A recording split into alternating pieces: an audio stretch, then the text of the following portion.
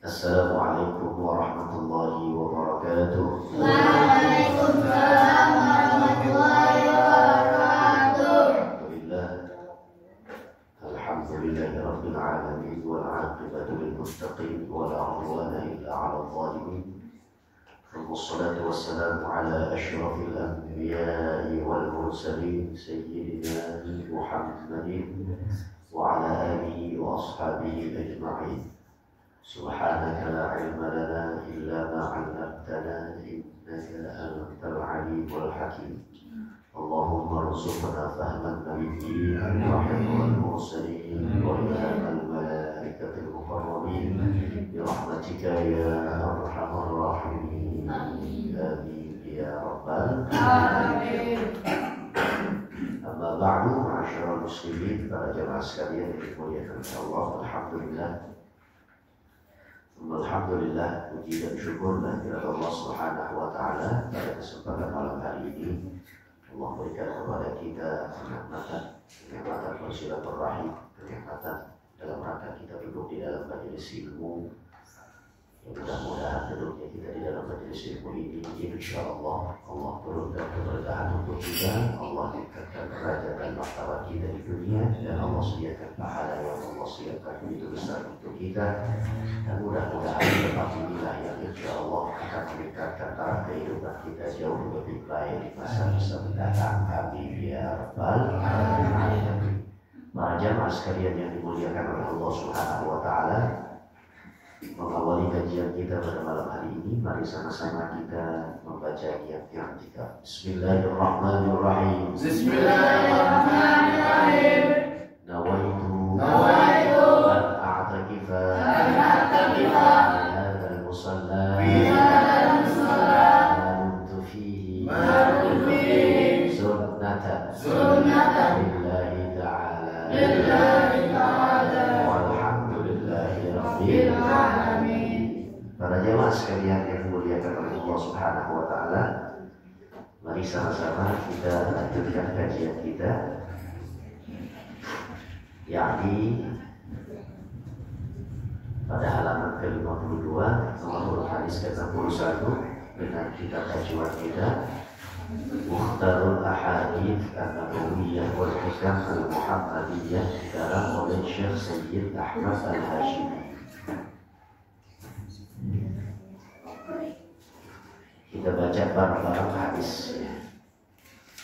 Bismillahirrahmanirrahim. Bismillahirrahmanirrahim. Qala Rasulullah sallallahu alaihi wasallam, idza aradta an taf'ala amran fatadabbar aqibatahu fa in kana khairan faqdi wa in kana syarran fattahi. Rawahu Ibnul Mubarak. Silakan yang mau baca foto. Bismillahirrahmanirrahim. Qala Rasulullah sallallahu alaihi wasallam, idza aradta an taf'ala amran fatadabbar 'aqibatahu fa in kana khairan famdi wa in kana syarran fantahi. Yang artinya, apabila engkau mengerjakan suatu perkara, maka pikirlah dahulu akibatnya. Apabila akibatnya baik, kerjakanlah. Apabila akibatnya buruk, tinggalkanlah. Riwayat Ibnul Mubarak. Alhamdulillah. Para jamaah sekalian yang dimuliakan oleh Allah Subhanahu wa taala, ini hadis memberikan penjelasan sekaligus pembelajaran untuk kita bahwa setiap segala sesuatu kita harus mewaspadai dari semua perbuatan yang kita lakukan. Kenapa demikian? Sebab setiap kita berpotensi untuk melakukan kebaikan dan juga berpeluang untuk melakukan keburukan. Menjadi sebuah resiko dan konsekuensi yang kita ambil adalah apabila satu perbuatan itu kita lakukan, maka akibat dari perbuatan itu kita harus menerimanya. Baik potensi itu kita lakukan lalu kemudian akibatnya adalah berimbas kepada dunia, apabila itu hanya bersekitar pada hal-hal yang sifatnya dunia, akan kita rasakan konsekuensinya di dunia. Tapi apabila ada perbuatan yang kita lakukan dan itu bahkan sampai berdampak pada negeri akhirat kita, maka siaplah kita untuk menerima konsekuensi atau dampak yang harus kita terima dari sebuah perilaku yang kita lakukan, dan itu balasannya adalah di negeri akhirat. Nah, oleh karenanya para jemaah sekalian yang dimuliakan oleh Allah Subhanahu wa taala, pelajaran pada malam hari ini adalah kita harus berhati-hati, mewaspadai sebelum berbuat, maka pikirkanlah terlebih dahulu. Begitu kurang lebih kesimpulannya. Ya, singkatnya, kalau kita mau melakukan sesuatu, pikirkan dulu kira-kira setelah saya melakukan yang akan saya terima sebagai akibat dari perbuatan yang saya lakukan ini apa ya, gitu. Ya, seperti hadis yang dulu pernah sudah kita pelajari juga pada urutan hadis yang kedua, masih di awal-awal. Kerjakan yang baik, tinggalkan yang buruk. Hadis berbunyi i'til ma'rufa wajtanibil munkar. Kerjakan yang baik, ya, dan jauhilah nilai kemunkaran. Wanzur ma yu'jibu hudunaka ayyakula lakal qawmu idha kunta min indihim fa'tihi. Dalam hal kita berabdu minan nas, bersosial, saat kita melakukan sesuatu, ya, apabila sesuatu yang kita kerjakan itu akan mengagumkan atau membuat senang kuping kita saat mendengar ucapan-ucapan orang lain terhadap perbuatan yang kita lakukan, artinya respon dari orang sekitar kita akan membuahkan ucapan yang baik, komentar yang baik, atau semacam kayak testimoni yang baik. Maka apabila kita sudah berpikir, kita sudah mempertimbangkannya, ini baik nih untuk orang-orang di sekitar saya, lingkungan masyarakat saya pasti akan berbicara hal yang baik tentang diriku apabila aku melakukan hal yang demikian. Maka kalau sudah kita pertimbangkan akan menjadi baik, silahkan pomdik faktihi, kerjain, tunaikan. Wanzur alladhi takrahu ayyakula lakal qawmu idza kunta min indihim. Tapi apabila saat kita melakukan sesuatu yang kemudian akhirnya dari perilaku yang kita lakukan tersebut, kerjaan yang kita akhirnya kerjakan itu, lalu kemudian memunculkan dan melahirkan ucapan-ucapan yang buruk dari masyarakat terhadap perbuatan kita. Sebagai contoh, misalkan orang kenal kita jamaah mushola, sholat 5 waktunya, masya Allah, ngajinya juga hebat kita. Tapi pada saat kita melakukan tindakan yang jelek, seperti apa? Merusak fasilitas umum yang ada di sekitar kita, di gang kita, di daerah kita, maka kita harus siap bahwa ucapan-ucapan dari masyarakat yang akan memberikan komentar buruk terhadap perilaku kita, sementara mereka mengenal kita adalah orang mushola, senang berjamaah, duduk dalam majelis ilmu, bahkan kita nuntut ilmunya dengan ustaz, hubungan kita mesra dengan kiai, para ulama-ulama, tapi mereka melihat ada perilaku kita yang jelek, maka setelah kita pertimbangkan itu akan jelek dan buruk, tinggalkan. Kalau tidak demikian, maka keburukan itu bukan hanya kepada kita boleh jadi, tapi kegiatan kita yang biasanya baik lalu kemudian ikut juga tercemar. Ini harus dipahami oleh jamaah. Kadang-kadang orang-orang di luar mushola, boleh jadi, saya katakan boleh jadi, artinya nggak seluruhnya demikian. Boleh jadi mereka melihat ada ucapan, ada gerak-gerik kita, perbuatan kita yang menurut mereka itu adalah kegiatan yang baik. Kegiatan yang baik, orang mushola ini suka sholat 5 waktu berjamaah di mushola. Jadi kalau ada pengajian dia ikut, ada hari-hari besar Islam bahkan dia jadi ketua panitianya, bahkan dia tidak ada terdepannya. Tapi begitu kita melakukan tindakan yang salah, lihat, perhatikan juga. Saat kita melakukan tindakan yang salah, mata masyarakat kan melihat. Saat mata masyarakat melihat, lalu kemudian bukan hanya kitanya aja yang jelek secara personal, tapi kadang-kadang amal kita pun, kebiasaan kita, kegiatan rutinitas harian kita, yang cinta bermusola, cinta berulama, kira kita kalau hati kita ini duduk dalam majelis ilmu, akhirnya ikut tercemarkan juga. Apa komentar di masyarakat? Tuh kan, padahal dia orang musola tuh, padahal dia anak kiai tuh. Embel-embel semuanya jadi ke bawah, kecaput semuanya.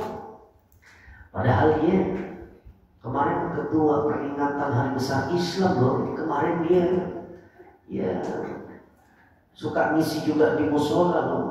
hadir majelis ilmu, sholat 5 waktu. Oh, pokoknya apa aja kegiatan musola ini paling nomor wahid ya. Tapi kok modelnya begitu ya? Mendingan kita dong yang nggak ngaji tuh. Ngeri nggak tuh kalau ada ucapan, komentar masyarakat, respon masyarakat yang akhirnya sumir, berpikirannya akhirnya menjadi jelek, miring sebelah mata gitu. Jadi bahkan bukan ke personalnya, ya. Berapa banyak orang yang akhirnya melihat kegiatan seorang muslim yang salah, seorang muslim itu melakukan kesalahan, akhirnya yang dilihat bahkan bukan dianya secara pribadi, tapi Islamnya. Ini kan yang nggak fair, ya. Yang nggak fair. Oh begini Islam tuh, kenapa jadi Islam? Islam nggak pernah salah. Islam nggak mungkin ada kelemahan atau keterbatasan. Islam itu produknya Allah, produknya Tuhan. Tuhan jauh daripada cacat dan celah. Tapi kalau permasalahan itu akhirnya melekat pada diri orang yang memeluk ajaran agama Islam, boleh silakan. Artinya sangat dimungkinkan. Human error berarti. Jadi manusianya yang bermasalah. Islam tidak mungkin salah, tapi Muslimnya boleh jadi keliru. Dan kita harus menyadari bahwa setiap kita diperhatikan oleh banyaknya mata masyarakat yang menilai kita.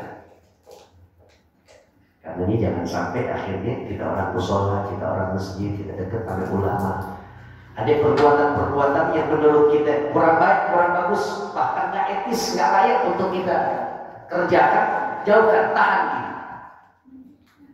Jadi kita bukan membawa nama diri dan kehormatan kita doang, tapi apa? Embel-embel yang sifatnya adalah simbol Islam. Kalau tiap hari dia pakai sarungan mulu ya, pakai koko mulu ya. Tapi kok modelnya begitu ya, omongannya dah, perilakunya dah. Oh begini, masih mending gue yang gak ngaji ya. Saat itu akhirnya masih mending dia yang gak ngaji. Nah, lihat no, Haji Anu no, lihat no, Bang Anu no. Dia ngaji aja saban hari. Udah bertahun-tahun ngaji sama Habib, ngaji sama Kiai, ngaji sama Mbah, ngaji sama Ustaz, ngaji sama ulama-ulama. Tapi modelnya kayak begitu. Mendingan kita yang gak ngaji, masih mending juga. Apa yang kayak begitu omongannya? Ya, la haula wala quwwata illa billah. Sama kayak orang bilang begini. Melihat ada seorang muslimah lalu kemudian melakukan dosa lah atau kemaksiatan, baik itu merugikan secara haful binan nas atau memang secara jelas melanggar aturan main Allah. Akhirnya orang yang nggak pakai jilbab bilang begini, tuh kan, mendingan gue, yang penting jilbabin dulu hati daripada jilbabin kepalanya, rambutnya ketutup tapi perbuatannya begitu. Lebih baik gue, nggak ada kata lebih baik ini, nggak ada demi Allah. Dan dia nggak bisa membandingkan dengan hal yang demikian itu. Kalau mau membandingin, saat ada perempuan pakai jilbab lalu kemudian dia melakukan dosa, bandingin juga dengan perempuan yang pakai jilbab tapi nggak melakukan dosa. Ya, masih mending gue nggak pakai jilbab tapi gue nggak melakukan dosa itu daripada dia pakai jilbab tapi dia melakukan dosa itu nggak apple to apple kata orang sekarang bilang. Cara membandingkan itu gagal, batal. Cara membandingkan dengan cara seperti itu nggak bisa. Kalau kayak dulu, daripada koruptor, daripada mendingan kafir yang nggak koruptor ketimbang muslim koruptor. Nggak bisa, itu mau mengenyampingkan nilai agama, diskriminatif namanya. Satu perbuatan jelek, kalau mau dia sandingin dengan agama, muslim dia koruptor. Bandingin dengan muslim juga, tapi dia nggak koruptor. Mendingan mana? Mendingan muslim, tapi dia nggak koruptor. Begitu caranya. Daripada dia pakai jilbab, dia melakukannya begitu. Mendingan gue, pakaian gue nggak, tapi gue nggak ngelakuin ini. Dalam hal soal menutup aurat dia lebih unggul. Dalam hal soal dia melakukan tindakan sesuatu, dia kalah, dia yang menang. Dalam hal soal menutup aurat, tetap lo kalah juga. Nggak ada lo lebih menang daripada dia. Nggak ada. Allah bijak. Alaihissallahu bi'ahkamil hakimin. Nah, jadi segala sesuatu itu akan berdampak pada setiap pelaku. Tiap perilaku akan berimbas atau kembalinya kepada si pelakunya, si pelakunya. Makanya Nabi katakan, "Idza aradta an taf'ala amran, jikalau engkau berkehendak untuk melakukan satu perkara, ada objekan ini, ada objekan itu, A, B, C, D, 4 pilihannya. Rasul ajarin kepada kita, fatadabbar akibatahu, lihatlah keempat yang akan menjadi pilihan kita. Keempat ini mana kira-kira akibatnya yang baik untuk kita. Artinya di sini Rasul ingin menjelaskan kepada kita yang namanya hidup itu pilihan banyak. Setiap pilihan ada konsekuensi dan resiko yang harus kita terima. Ya, maka jangan sampai konsekuensi dan resiko itu akan menjadikan diri kita jelek di mata Allah, jelek pula di mata masyarakat. Sebab apa yang kita lakukan itu nanti kan ada sebab akibat. Ada hukum yang namanya kausalitas. Ada sebab, ada akibat. Kalau ada kita temuin semut, barangkali ada nilai yang manis-manis, gula. Kalau kita melihat ada asap, berarti ada kemungkinan ada api ya. Gitu. Kalau kita melihat kenapa orang pada kumpul di dalam musola malam Jumat, bahkan di bulan Rajab yang mulia ini, kira-kira apa sih yang dia dapat? Nah, orang yang paham, orang yang cerdas, pasti bisa memahami. Oh, dia kumpul biar dia dapat ilmu, dia kumpul biar dapat berkah, dia kumpul biar dapat ketenangan. Itu kan akibat yang kita terima dari sebuah sebab perilaku yang kita lakukan sekarang, kan gitu? Paham ya?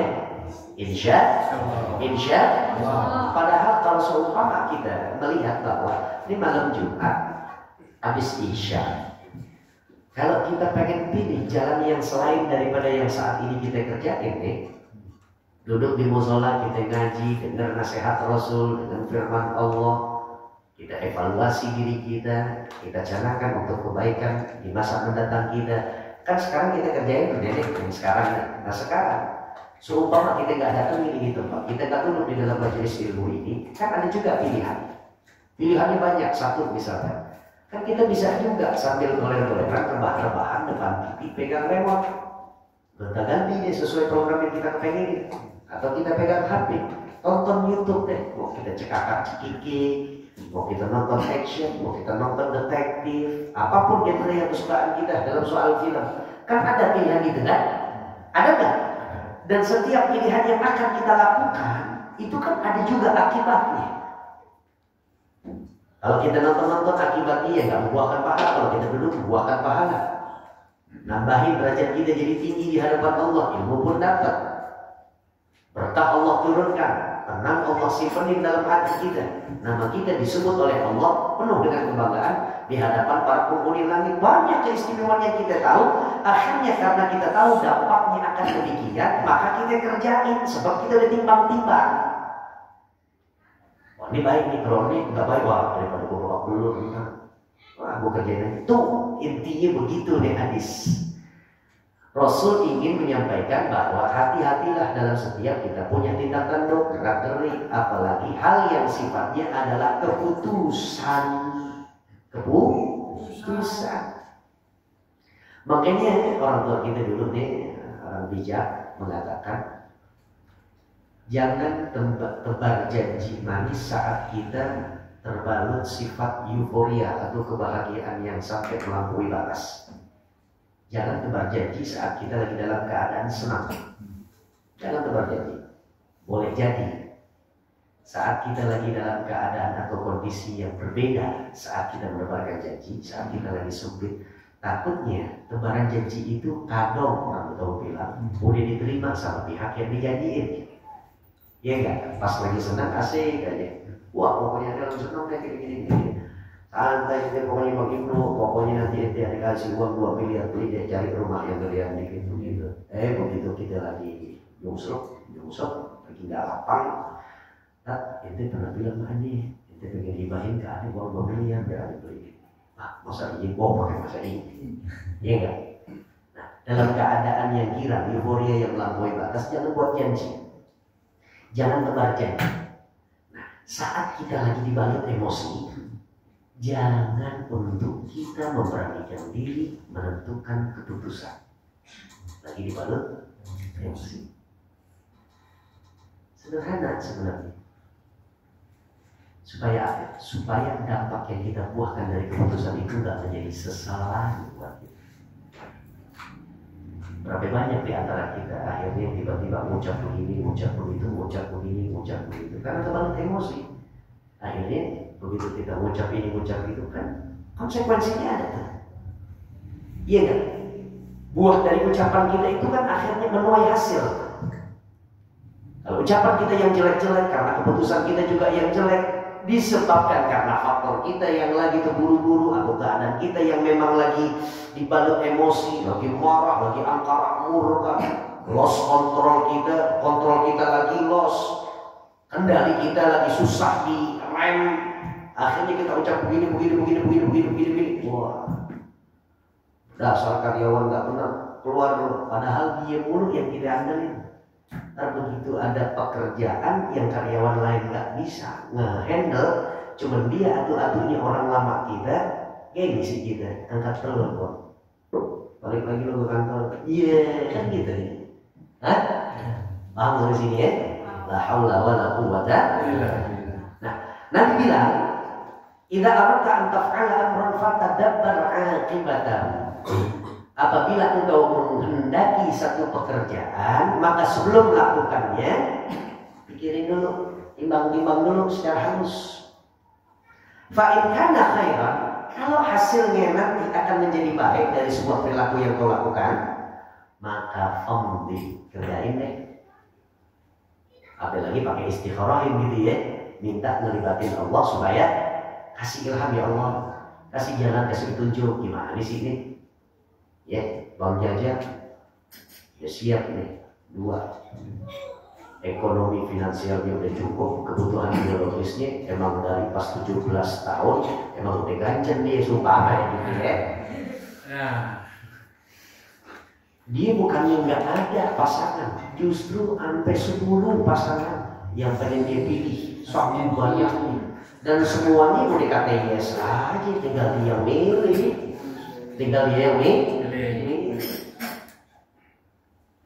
Fakir qabla an taksima. Kata makalah bilang, pikir dulu sebelum bertindak.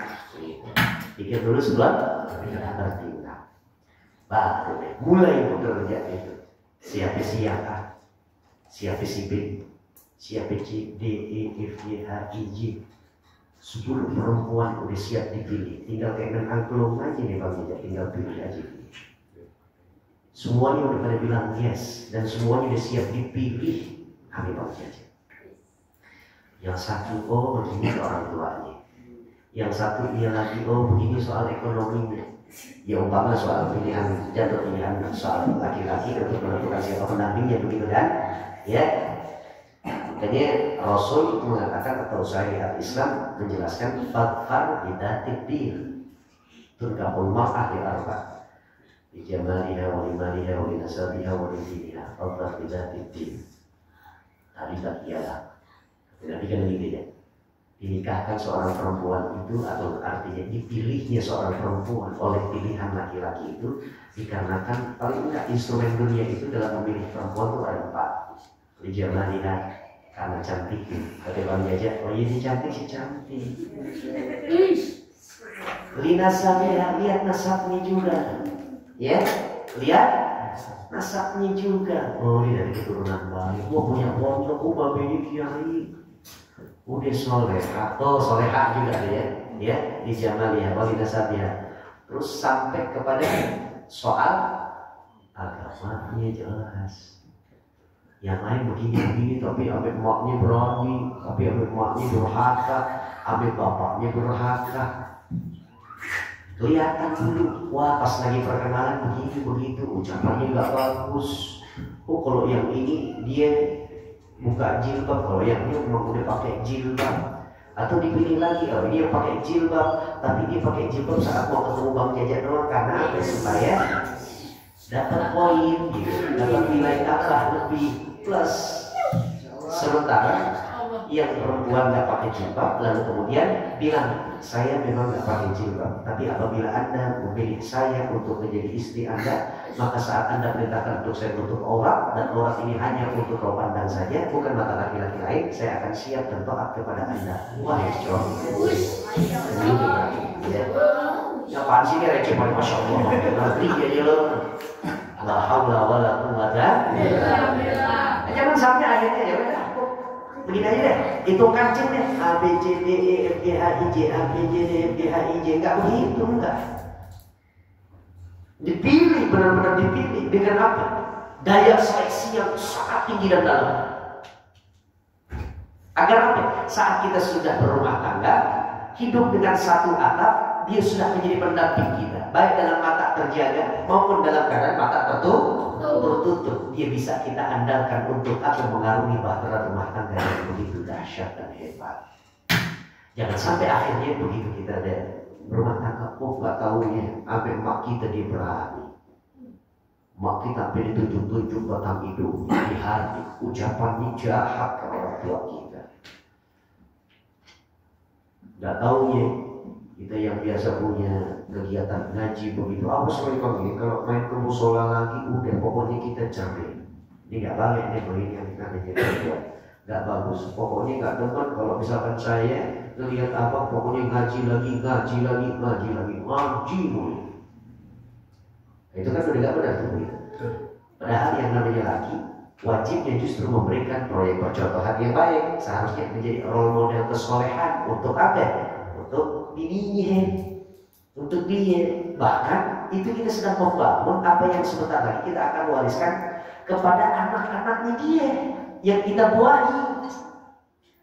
Biar anaknya nanti tumbuh mainnya di musola, dekat dengan ulama, doyan ngaji dan lain-lain. Paham sampai sini?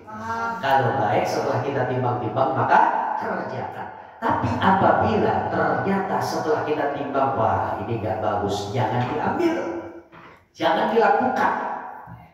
Stop langkah kita. Kalau perlu balik badan, artinya tinggalkan, fatruk, tinggalin. Kenapa? Lebih baik daripada kita tidak melakukannya ketimbang saat kita melakukannya dampaknya itu akan jauh lebih merugikan diri kita sendiri. La haula wala quwwata illa billah. Kebanyakan kita yang menjadi para suami, ya, potensi yang Allah berikan kepada kita adalah apa? Dalam soal apa? Bagaimana laki-laki bisa memutuskan akan satu perkara dalam soal rumah tangganya. Laki-laki itu kelihatan jantannya bukan itu kelihatan otot itu. Saat dia dihadapkan dengan satu permasalahan dan membutuhkan keputusan cepat, tepat, gitu. Nah, terujinya di situ tuh laki-laki. Terujinya di situ laki-laki. Biarkan dia balik ngurus krempeng. Kalau badannya kelihatannya duduk gitu, muantok begitu, belum tentu dia terbaik. Kalau laki kelihatannya dari mana? Cara dia membulatkan keputusan. Paham sampai sini? Terapkanlah untuk kehidupan kita masing-masing. Terakhir, saya ingin tutup dengan ucapan, setiap segala sesuatu yang sifatnya dengan tergesa-gesa itu adalah warisan dari perbuatannya syaitan. Ta'ati minallah, sementara melakukan hal yang dengan pertimbangan, dengan tidak tergesa-gesa, ya, penuh dengan seleksi yang begitu halus, maka itulah ajaran dari Allah dan Rasulnya. Ada di dalam kitab ini. At-ta'ati minallahi wal ajalatu minasyaitan. Pelan, arti pelan maksudnya proporsional, ya. Pelan maksudnya juga jangan lemot, bukan lamban responnya, tapi menyegerakan untuk melakukan, memutuskan keputusan dengan pertimbangan. Itu adalah ajaran Allah. Sementara terburu-buru pakai pertimbangan itu adalah warisan daripada perbuatan syaitan. Mudah-mudahan Allah Subhanahu wa taala memberikan kita mudah-mudahan ilmu ini bermanfaat, rezeki ini bisa kita maksimalkan secara baik, dan insya Allah mudah-mudahan Allah sampaikan usia kita pada bilangan Ramadan mendatang. Ala hadhihi wa ala kulli niyatin shalihah wa ala hadratin Nabi Mustafa Rasulullah sallallahu alaihi wasallam. Al-Fatihah. Bismillahirrahmanirrahim. Alhamdulillahi rabbil alamin arrahmanir rahim maliki yaumiddin. Iyyaka na'budu wa iyyaka nasta'in ihdinas siratal mustaqim صراط الذين أنعمت عليهم غير المغضوب عليهم ولا الضالين آمين يا مجيب السائلين Bismillahirrahmanirrahim. Alhamdulillahirabbil alamin. Allahumma shalli ala sayyidina Muhammad wa ala ali sayyidina Muhammad. Allahumma inna nastawdi'uka ma 'allamtana wa ma hafidnahu wa qara'nahu fardudhu ilayna inda hajatina ilayhi. Rabbana waj'alhu fil rabbi wa fil wa liwalidayya warhamhuma kama rabbayani shaghira. Wa liwalidayya warhamhuma kama rabbayani shaghira.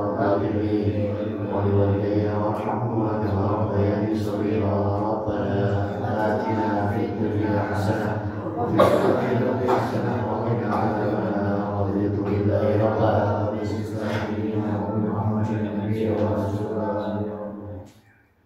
Kita baca istighfar rajab sebanyak 3 kali. Rabbighfirli warhamni wa tub alayya. Rabbighfirli warhamni wa tub alayya. Rabbighfirli warhamni wa tub alayya. Allahumma qultu ana wa nabiyyuna min qabli. La ilaha illallah. La ilaha illallah. La